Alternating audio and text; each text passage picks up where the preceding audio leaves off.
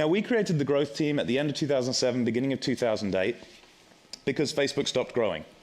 And one of the things we did when we set it up was understand what was that moment where you went, okay, I get it, I love Facebook. And for us, it was the moment when you found your friends. And we had this huge discussion internally because we saw a strong correlation between number of friends and % active. And there was this huge conversation internally about whether it was causal or whether it was correlated. And again, the most valuable thing we did was very, very simple. It was Zuck again, which is we had this huge fight going on between sort of data science, data analytics, engineering, product, marketing, and couldn't get to a decision and couldn't do anything. And Mark simplified down and said, get everyone to 10 friends in 14 days. And when we took on that problem, we significantly moved by a double-digit percentage the number of people who got to 10 friends in 14 days and retention. And so we clearly moved the numbers we cared the most about, but we've been arguing tremendously about whether even to move that number first.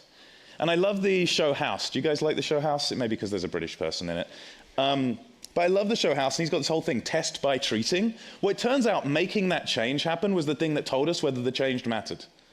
When we broke people you may know and growth went negative, we finally realized people you may know really mattered for Facebook's growth. And fine, every social site does it now, LinkedIn, Twitter.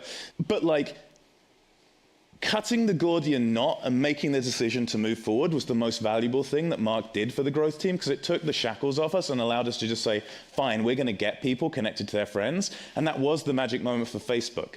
The magic moment for eBay is when you find that one item that you're looking for that you couldn't find on any other site. And we actually shifted when I was at eBay from landing paid search clicks on the registration form to landing them on the search results form, because that moment that they saw the item they were looking for made them much more likely to be retained when they signed up. So even though we got net less acquisitions and less confirmations, we got net more active users and more revenue by landing marketing on search results pages rather than the registration form. Again, everywhere I have been involved in advising or working, there is a magic moment.